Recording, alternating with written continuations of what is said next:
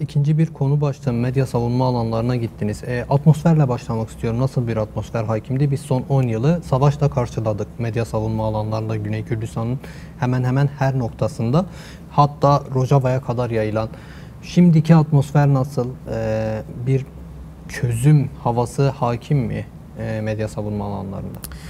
Yani çözüm iradesi bugünün meselesi değil. Aslında Kürt Özgürlük Hareketi'nin varlık sebebidir. Çözüm, demokrasi, özgürlük, barış. O açıdan bu daimi bir mesele. Bu değişmiyor. Onu başta söylemek gerekiyor. Senin de ifade ettiğin gibi yani 24 Temmuz'un da yıl dönümü aynı zamanda. Evet. 10 yıl oldu. 10 yıldır yani kıran kırana bir savaş var. Ve bu savaş ne yazık ki gizli, saklı tutuluyor. Görünür değil. Yani burada yaşananların bir kısmı, küçük bir bölümü medyaya yansıdı. Bizler olduğumuz yerlerde duyduk, insanlar duydu. Ama bu gerçeğin tamamı değil. Yani buralara, yani ilk izlenimim o tabii. Yani buralara gelip gördüğünüzde o gerçeğin tamamını görmeseniz bile önemli bir bölümünü görüyorsunuz. Halen o savaşın izlerini görüyorsunuz ki savaş riski bitmiş de değil. Bunu da söyleyelim. Yani bir ara nefes gibi düşünebiliriz. Bir kısa mola gibi düşünebiliriz. Bunun kalıcı olup olmayacağı çözüm sürecine bağlı. O açıdan herkese sorumluluk düşüyor burada. Bu bir futbol maçı değil, bir savaştır. İnsanlar ölüyor, insanlar yaşamını yitiriyor. O zaman bu ciddiyetle herkesin, hepimizin sürece yaklaşması gerekiyor. Ben 6 yıl aradan sonra medya savunma alanlarına geldim. Güney Kürdistan'a geldim. Sık sık burada tabii bir önceki çözüm süreci de dahil olmak üzere gelip giden bir gazeteciydim. Burada programlar yapan bir isimdim. 6 yıl aradan sonra geldiğimde tabii çok şey değişmiş. Şimdi benim açımdan mesele sadece bir gazetecilik faaliyeti değil. Burada tanıdığımız insanlar vardı, meslektaşlarımız vardı. Bu oturduğum koltukta Kemal oturuyordu, Gülistan oturuyordu. Sen onlarla programlar yaptın. Evet. Bugün onlar yoktu. İşte onların katledildiği coğrafyaya, topraklara geldik. Bu tabii sadece benim için değil, bütün toplum için, bütün herkes için, herkesin sonuç çıkarması gereken bir tablodur, bir durumdur. Genel olarak tabii bu konuya ilişkin ben bir yazı dizisi hazırlayacağım. Yani bunu önümüzdeki günlerde başlayacağım. Daha geniş tabii deneyimlerimi veya burada gördüklerimi paylaşacağım. Ama güncel ve sıcak gelişmelerle ilgili edindiğim izlenimler şu. Az önce komisyondan söz ettik. Besi Hozat'ın, eş başkan Besi Hozat'ın liderliğindeki silah yakma eyleminden sonra medya savunma alanlarında da beklenti şu şekilde oluşmuş. Birincisi, önderliğimiz atılması gereken bütün adımları attı. Dolayısıyla biz de önderliğimizin çağrısı ve talimatlarına uyarak gereklerini yerine getirdik. Buraya kadar demiyorlar elbette ama bunun devamı gelmeyecek. Bu formatta, bu içerikte devamı gelmeyecek. Gelebilmesi için Ankara'nın yasal ve anayasal düzenlemeler yapması gerekiyor. Ekim ayı referans veriliyor. Yani Kürt halkının... Yani bu Kürdistan Özgürlük Hareketi'nin temel beklentisi. Biz bir yere kadar taşıdık. Önder Apo'nun inisiyatifiyle bu durum gelişti. Ancak yani belki bazı bir mantığa dayandırarak şunu söylüyorlar. Buraya kadar gelebilir. Yani bu haliyle. Yani bundan sonra belki haklılar bence. Sebebi şu. Şimdi ortada bir sorun varsa, bir savaş varsa bu savaşın iki tarafı vardır. Yani diğer tarafları bir tarafa bırakalım. Yani iki tarafı var. Dolayısıyla eğer iki taraf bir irade beyanında bulunmuşsa, biz bu sorunu diyalog ve müzakere yoluyla çözelim diyorsa, o zaman karşılıklı adımların atılması gerekiyor. Tek taraflı adımlarla süreç çözülmüyor. Yani geçmişte biz bunun örneklerini gördük ve yaşadık. Bugün için de bu geçerli. Hatta daha fazla geçerli. O açıdan Kürt Özgürlük Hareketi diyor ki, Cemil Bayık onu söylüyor, Duran Kalkan onu söylüyor, Besi Hozat onu söylüyor, diğer yetkililer onu söylüyor. Biz atılması gereken adımları fazlasıyla attık. Ankara'nın adım atması gerekiyor ki biz de bir adım daha atabilelim. Yani böyle demiyorlar. Biz buraya kadar yaptık, artık bekleyeceğiz. Biz bir şey yapmayacağız. Evet. Bizim görevimiz bitti demiyorlar. Şunu diyorlar. Sürecin ilerleyebilmesi için Ankara'nın adım atması gerekiyor. Hangi adımı atması gerekiyor Ankara'nın öncelikli olarak? Yasal ve anayasal hukuki adımların atılması gerekiyor. Yani komisyon kurulmuş, bu iyi, olumlu görüyorlar, değerlendiriyorlar. Bunun çalışma yapıp bir an önce bu yasal düzenlemelerin çıkması gerekiyor. Yasal düzenlemeler çıktığında ne olur? Hangi nitelikte bir yasal düzenleme bekleniyor? Siyaset yapmanın kanalları oluşturulmalı. Yani Besozat silah bırakıyor, irade beyanında bulunuyor, kendi ifadesi var. Yasal düzenlemeyi yapın, dağdan inip ovada siyaset yapalım. Bunu söylüyorlar. Şimdi bu olursa Besozat gidip orada siyaset yapmak istiyor. Besozat'ın arkadaşları 30, Besozat'la birlikte 29 arkadaşı gidip orada siyaset yapacak. Kürt Özgürlük Hareketi'nin diğer isimleri gidip siyaset yapacak. Yani mücadeleden vazgeçmiyorlar. Bunun mesajını veriyorlar. O zaman bunun koşullarını yaratın. Silah da devre dışı kalır ki zaten kongre kararıyla bu beyan edilmiş. Yani Kürdistan İşçi Partisi'nin kendisini feshetme kararı almış, feshetti. Silahlı mücadeleye son verme kararı aldı. Ama bir şart var orada. Bir karar daha var. Şart demeyelim. Bir karar daha var. O kararda diyor ki bu iki önemli kararın hayata geçebilmesi için yasal düzenlemenin olması gerekiyor. Yani nereden tutarsan tut, nereden bakarsan bak, dönüp dolaşık bir noktaya geliyoruz. Mesela bir yerde kilitleniyor. Yasal düzenleme. Evet. O yasal düzenleme olmadığı için ileriye gidilmiyor. İşte Kandil ya da medya savunma alanları, Kürt Özgürlük Hareketi bunu söylüyor. Birincisi bu. İkincisi hatta birinci maddedir o. Ama yasal düzenlemeyle bağlantısı olduğu için söylüyorum. Kürt Halk Önderi Abdullah Öcalan'ın koşullarının değişmesi gerekiyor. Özgür olması gerekiyor. Yani sadece tabii meselenin siyasi boyutu yok. İnsani, ahlaki, hukuki, vicdani boyutu da var. Yani 27 yıldır tek başına bir hücrede tutuluyor. Şimdi bir bu. İkincisi siyasi boyutu var. Toplumsal boyutu var. Halk boyutu var. İşte Kürtler önderliğimiz diyor. Kürt Halk Önderi Abdullah Öcalan diyorlar.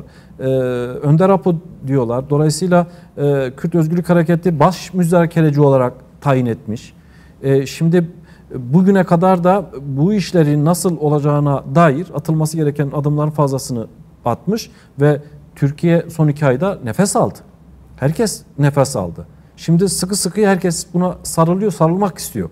Yetmez, daha fazlası gerekiyor, benim görüşümdür. Evet. Şimdi herkesin beklentisi de bu. Dolayısıyla yani şimdi 2 örnek Mervan. Birincisi 27 yıldır Kürt Halk Önderi Abdullah Öcalan'ın görüntüsü yoktu. Yani fotoğraflar daha önce paylaşılmıştı kamuoyuyla. Görüntüsü yoktu. İnsanlar bunu hayal bile edemiyorlar. Yani bir ön kabul oluşmuştu. Tamam, yani mutlaka olmaz. İşte Kürt Halk Önderi Abdullah Öcalan serbest kalamaz, özgür olamaz, köyüne gidemez, arkadaşlarla buluşamaz gibi, yani bir ön kabuller oluşmuştu. Ne yazık ki bizde de bunlar oluşmuştu. İşte videosu yayınlanamaz. Videoyla çağrıda bulunamaz. Bulunursa işte sonuçları sanki kıyamet olacak. Yani dünyanın sonu gelecek gibi. Oldu o.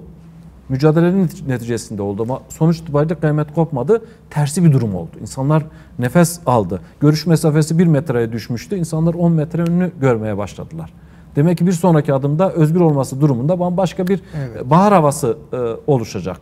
Bir diğeri silah meselesi. Yani kimi çevreler için şöyle oldu. Yani silahlı mücadele bir araç olmaktan çıkıp bir amaca dönüştürüldü veya dönüştürülmek isteniyor bazı çevreler tarafından. Hayır, yani silahlı mücadele sonuçta sorunun çözümü için başvurulan bir yol ve yöntemdir. Eğer misyonunun gereklerini yerine getirmişse bu bir amaç değildir, araçtır. Bırakırsınız, yeni araçla yolunuza, mücadelenize devam edersiniz. Şimdi Besozat öncülüğünde bir grup gerilla gelip silahlarını kimseye teslim etmeden her şey düşünülmüş bir şekilde güçlü mesajlar şekilde kamuoyuyla paylaştılar. Kıyamet kopmadı. Tersi de bir durum yarattı, bir etki yarattı. İmkansız olarak evet. Bir imkansızlık olarak tanımlanan Dolayısıyla bu durumlarda. iki şey bize şunu gösteriyor. Yani hepimizin kendimizden başlayarak ezberlerimizi Bozmamız gerekiyor. Alışkanlıklarımızdan, ön yargılarımızdan kurtulmamız gerekiyor. Yani kaygılı, kuşkulu, aşırı yani endişeli bir ruh haliyle siyaset yapılamaz. Mücadele yapılamaz. Güveneceksin kendine. Kaygılar evet niye var? Kaygılar şundan dolayı vardır. Yani giderilmek için vardır. Yani bir iş yolunda gitmiyorsa veya bir şeyin kötü olmasını istemiyorsanız kaygı duyarsınız. Bunu önlemek için de mücadele etmeniz gerekiyor. Şimdi durum bu. Ve yani benim gördüğüm Helin Ümit'le program yaptık mesela, net var, açık mesajlar da verdi.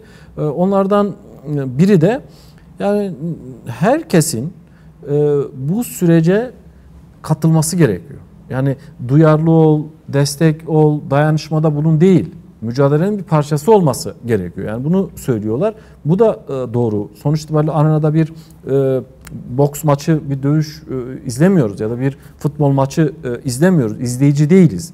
İzleyici olmaktan çıkmalıyız. Bu hepimizin hayatıyla ilgili, hepimizin geleceğiyle ilgili bir mesele ve bu mesele eğer hepimizi ilgilendiriyorsa, işte geleceğimizi ilgilendiriyorsa bizim bir tarafında, bir yerinden tutmamız gerekiyor. Bunu sadece medya savunma alanlarındaki gerillaların omuzuna, tıpkı savaş döneminde olduğu gibi barış çabaları döneminde de bırakamayız. Bu insafsızlık olur, olmaz yani.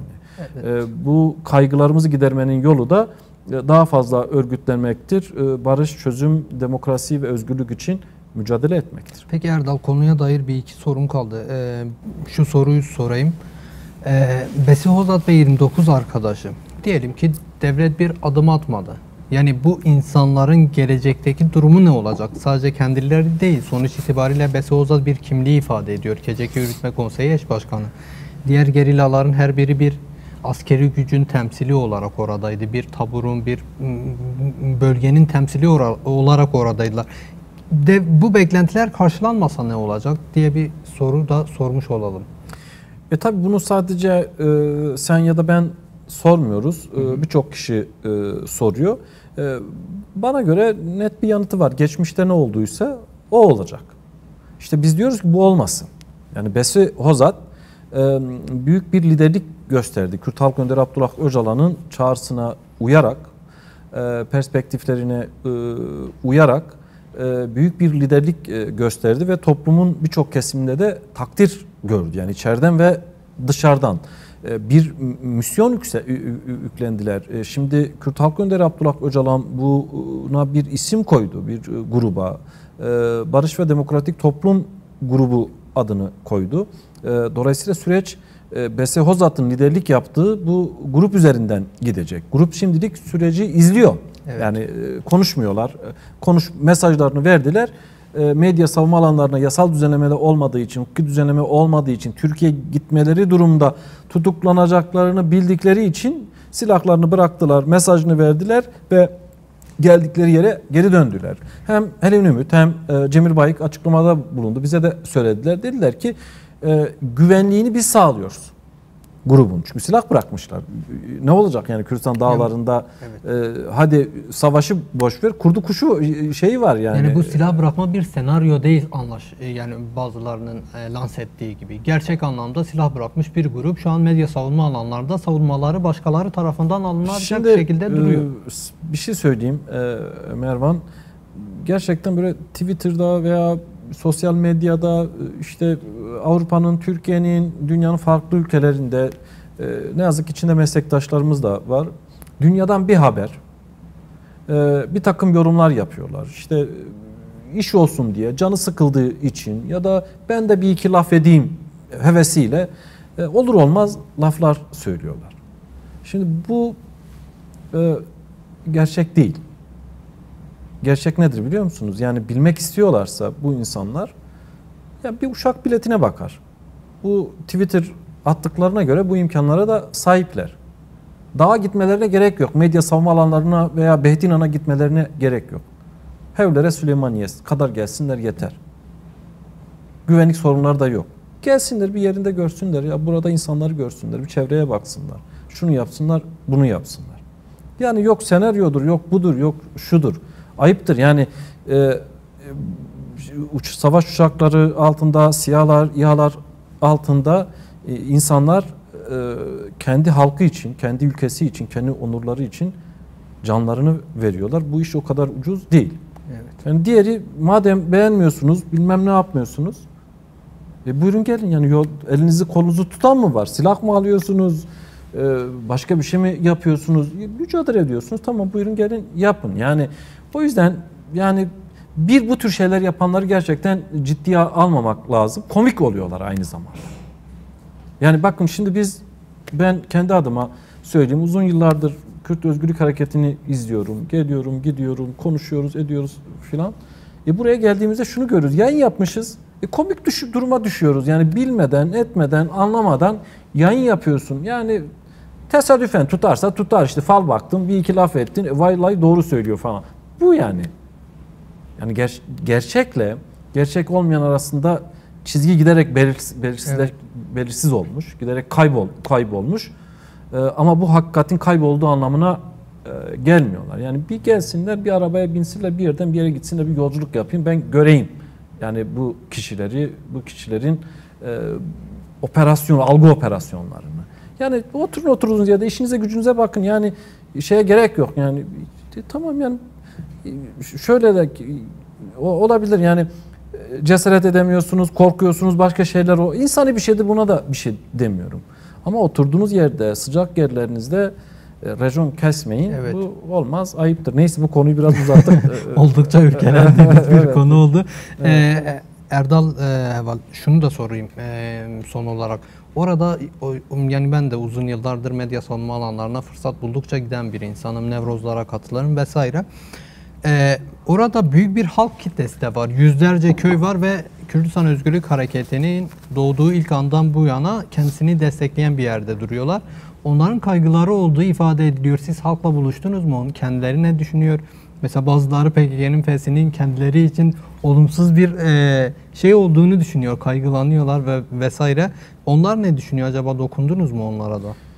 Yani şöyle yaptık. Tabii medya savunma alanlarında uzun yıllardır gazetecilik yapan arkadaşlarımız var. Bunlardan biri de Civan Tunç'tu. Civan Tunç'la birlikte Kandil bölgesinde, Kandil Belediyesi de dahil olmak üzere gezdik. Tabii bir dosya haber üzerinde çalıştık biz. 24 Temmuz saldırılarının 10. yılıydı. O saldırılar olduğunda da ben medya savunma alanlarındaydım. İşte buradan da yola çıkarak kısa bir özet yapmak istedik. Bir hatırlatma yapmak istedik. Nedir, ne değil diye. Civan'la birlikte tabii ki Kandil'in bir bölgesinde belediyeyi de içerecek, Kandil Belediyesi'ni de içerecek şekilde geçmişte yani 24 Temmuz saldırısından hemen sonra 1 Ağustos 2015 tarihinde Zergel'e bombalandı. Orada 8 yurttaş yaşamını yitirdi. Zergel'e de dahil olmak üzere buralara ziyaret etme, çekim yapma şansımız oldu. Röportajlar yapma şansımız oldu. Röportajlarda tabii daha çok belediye eş başkanlarıyla görüştük. Onların kendi görüşleri olduğu genel olarak Kandil'le ilgili. Bunları şimdi hazırlıyoruz. Önümüzdeki günlerde Medya Haber'de izleyicilerimiz bu dosyayı izleyebilir. Oradan edindiğimiz izlenim şu tabii. Yani kaygıları var ama sonuçta Kandil halkı da, Kandil'deki köyler de, köylüler de, sivil yurttaşlar da sorunun barışçıl yollarla çözülmesini istiyorlar. Bunun için de mücadele ediyorlar. Kaygılarının olmasının sebebi gerilla burada giderse bizi kim savunacak? Çünkü sadece mesele Türkiye değil, farklı bir takım faktörler de var. Evet, İran'ın hemen dibi. Ve bölgesel. Evet, yani buradan kaynaklı olarak da gerillanın gitmesini istemiyorlar. Bir diğer sebep, yıllardır gerillayla iç içe yaşıyorlar. Daha öncesi farklı tabii güçler de bulunmuş alanda. Kıyaslama yapıyorlar. Gerillanın olduğu alanlarda kendilerini özgür ve güvende hissediyorlar. Yani güvenlik özgürlük dengesi oluştuğu için bunu kaybetmek istemiyorlar. Eğer gerilla giderse yerine kim gelir, buralara kim yerleşir, hangi güç gelir, o güç geldiğinde neler yaşayacak konusunda endişe ve kaygıları var. Ancak Kürt Özgürlük Hareketi de bu konuda net görüş, tutum ortaya koyuyor. Yani oradaki halkı yalnız bırakmayacaklarını, savunmasız bırakmayacaklarını, tabii ki bir öz savunmalarının olacağını, bu modelin devam edeceğini söylüyorlar. Bunu da söyleyelim. Evet. Fakat şöyle bir şey var Mervan, belki onu da eklemekte fayda var. Medya savunma alanlarında gözler Rojava'da. Rojava'daki gelişmelerde. Evet. Yani onu da not etmekte fayda var. Çünkü Rojava'da, Suriye'deki gelişmeler çözüm sürecine doğrudan etki yapıyor. Evet. Erdal, son konu başlığım aslında. Rojava ve Suriye'de özellikle mesela son günlerde Süveyda'da yaşananlar çözüm sürecini nasıl etkiliyor? Barış ve demokratik toplum sürecini nasıl etkiliyor diye. İlk soruyla başlamak istiyorum. Süveyda'da neler yaşandı, nasıl sonuçlandı ve bu sürece etkileri neler? Şimdi işin doğrusu tabii karmaşık bir mesele. Bugünün de meselesi değil. Tek başına bu konuyu konuşsak bile bir programın sınırlarını fazlasıyla aşıyor. Ama genel olarak bu son etapta gördüğümüz şu. Birinci ayak tabii Türkiye Alevi bölgesine, Türkiye'nin teşvikiyle Alevi bölgesine bir saldırı yapıldı ve soykırım yapıldı. Amaç burada tabii çoklu bir amaç vardı. Bir defa demografik yapıyı değiştirmekti. Türkiye burada askeri üsler kurmak istiyordu. Kıbrıs ve denize ulaşım bakımından önemsiyordu. Bir diğeri HETEŞ'e burada etkili değildi. HETEŞ'e'yi burada yerleştirmek istiyorlardı. Burayı garantiye almak istiyorlardı. Gelecekte bir özellik talebi olmasın. Evet. İkinci etap aynı amaç Süveyda'da. Süveyda'daki özellik talebi, kendi kendini yönetme talebi, demokrasi talebi hem HETEŞ'e hem Türkiye'yi rahatsız etti. Dolayısıyla bir model oluşturmasın diye başlangıç itibariyle bunu yok etmek istediler. Birkaç saldırı denemesi oldu. En son işte gördüğümüz, son birkaç haftadır konuştuğumuz saldırı da bu dönemde geldi. Yapılan yorumlara, gelişmelere baktığımızda bunun bir Türkiye hamlesi olduğu görülüyor. Başından beri Dürzi meselesi bertaraf edilirse sıra Kürtlere gelecek, sıra Rojava'ya gelecek. Biraz Alevi ve Süveyda'dan Dürzilerle başlamalarının sebebi aynı zamanda özellik yönetimi Rojava'yı yalnızlaştırmaktı. Aslında tersini denediler. Esad rejimin düşmesiyle birlikte önce Alevi ve Dürzilerden önce Rojava'ya, Kürtlere saldırdılar. Aşiretleri saldırtmak istediler. Kürt-Arap çatışması çıkarmak istediler. O da başarılı olmayınca tersi senaryo devreye koydular. Fakat tabii böyle anlaşılıyor, bu durum karşısında İsrail'in de bir hazırlığı var. Türkiye'nin planlarından haberdar. Türkiye sadece sahil kesiminde değil, Palmire'ye kadar uzanan hatta o İsrail'in önünü kesmek için askeri üsler kurmak istedi. HETEŞ ile anlaşarak, hatta bir anlaşma da yaptılar. Fakat İsrail bütün bunları engelledi. Öngörmüyorlar mıydı? Yani Dürzilere gidersen arkasında İsrail var. Yani açıkça desteğini ilan etmişler. Yani öngörüyorlar tabii. İşte engellemek için yaptılar bunu. Başarmak için bunu yaptılar ama tersi bir sonuç ortaya çıktı. Ve hemen ardından da hangi tabloyu gördük? Yani Dışişleri Bakanı Hakan Fidan başta olmak üzere hükümetten bazı isimler, hükümetin tamamını demiyorum, bazı isimler Rojava'yı, YPJ'yi, dolayısıyla Kasede'yi tehdit ettiler. Yani durduk yere tehdit ettiler. Dün akşam da Hakan Fidan bir televizyon kanalına katıldı ve yeniden Rojava'ya girebileceklerini söyledi. Yani bu birçok tabii boyutu var ama Türkiye'nin ya da Hakan Fidan'ın en azından nerede durduğunun bir göstergesi.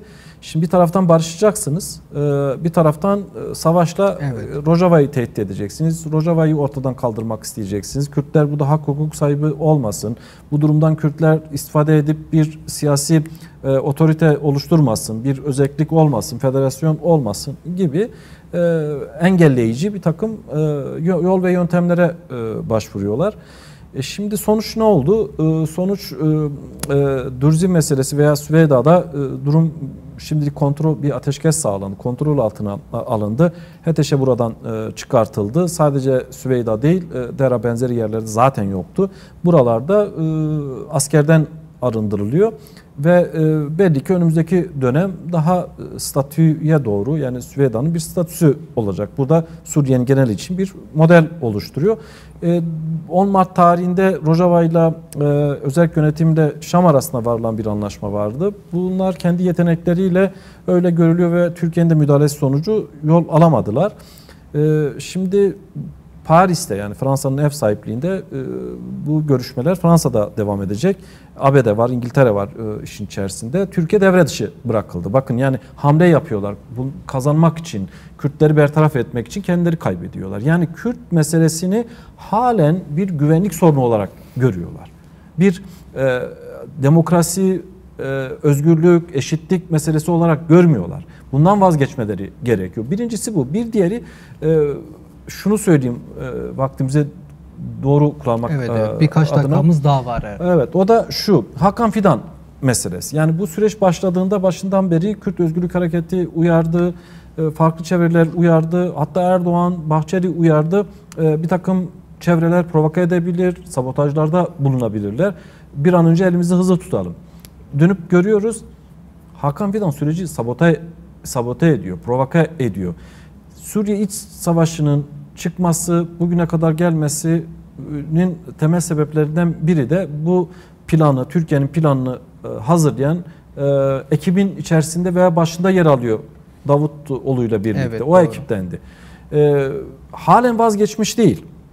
Aynı kafa. Yani sürekli kaybediyor. Başarılı değil. Halen aynı yol ve yöntemlerle kazanacağını varsayıyor veya düşünüyor. İnada mı bindirmiş, başka bir derdim var bilmiyorum. Ama böyle bir gerçek var. Şimdi bu şundan dolayı önemli. Erdoğan yönetimi sonuç itibariyle geçmişte Hakan Fidan örneğinde olduğu gibi savaş ekibiyle barış sürecini yönetemez. Barış sürecini nihayete erdirmek istiyorsa, yol almak istiyorsa Cumhur İttifakı, MHP lideri, dolayısıyla Recep Tayyip Erdoğan, Cumhurbaşkanı Erdoğan'ın bir defa Hakan Fidan ve Yaşar Güler'den kurtulması lazım. Bunlar Yani, özellikle süreçte sabota açık eden net, bir yerde. yani Rojava'ya askeri müdahaleyle Evet. tehdit ediyor. Dün akşam bunu bir Türk televizyonunda yaptı. Yani el mi yükseltiyor, şantaj mı yapıyor, amacı, derdi neyse ne, ama sonuçta ortada bir gerçek var. Silahlı askeri müdahaleyle tehdit etti. Müdahale edeceğiz dedi. Şimdi hükümet, yani bu dille, bu yaklaşımla Kürt meselesini nasıl çözersiniz? Çözemezsiniz. O zaman Rojava'daki gelişmeler, Rojava'ya yaklaşım Kürt meselesini, çözüm sürecini olumlu ve olumsuz etkiler. Doğrudan etkiliyor. O açıdan her şeyin başında Hakan Fidan ve Yaşar Güler gibi isimlerle bu işin gitmeyeceği açık. Bu Kürtlerin sorunu değil, hükümetin sorunudur. Cumhurbaşkanı Erdoğan'ın sorunudur. Devlet Bahçeli'nin sorunudur. O zaman çözmeleri gerekiyor. Ortada böyle bir gerçek var. Çözmezlerse durum nedir? O zaman bu hükümetin bir politikasıdır. Cumhur İttifakı'nın bir Yani bu konuda politikası. bir netleşmeye gidilmesi gerekiyor bir an. Tabii ki yani ya tavır alırlar ya son da birkaç desteklerler. gündür sürekli konuşuyor. Rojava'yı tehdit ediyor. Askeri müdahalede bulunacağız diyor. YPG'yi uyarıyor. Silahsızlanın diyor. Silah bırakın, şunu yapın, bunu yapın. Daha dün Süveyda'da binlerce insan sivil katledilmiş. Bu ortamda Kürtlerden, özel yönetimden silah bırakmasını istiyor. Bir de Niye çok bıraksınlar? kısa Erdal. Yani şu an özel yönetimin muhatap alacağı bir yapı da yok Suriye'de. Yok tabii ki. Yok yani. Olsaydı zaten sorun bugüne kadar çözülmüş olurdu. Bakalım, tabii Fransa'daki görüşmeler önemli. Türkiye'de devre dışı bırakıldı. Türkiye bu kafayla giderse daha çok şey kaybedecek. Ankara'yı da kaybedecek. Yani korkuları o ya. İşte İsrail bizi bölecek, şunu yapacak, bunu yapacak. İsrail çözüm sürecini bozacak. İsrail bozmuyor. Amerika da bozmuyor. Kendiniz bozuyorsunuz. İşte Hakan Fidan bozuyor. Başka yerde aramayın. Hakan Fidan'da arayın bunun sorumluluğunu. Veya da Yaşar Güler'de arayın bunun sorumluluğunu. Son 30 saniyemiz Erdal. Galiba adam İbrahim Kalın'ı kıskanıyor. Yani bu aynı zamanda İbrahim Kalın'a da karşı bir hamledir. Erdoğan'a karşı bir hamledir. Bahçeli'ye karşı bir hamle. Yani bunun düzeltilmesi gerekiyor.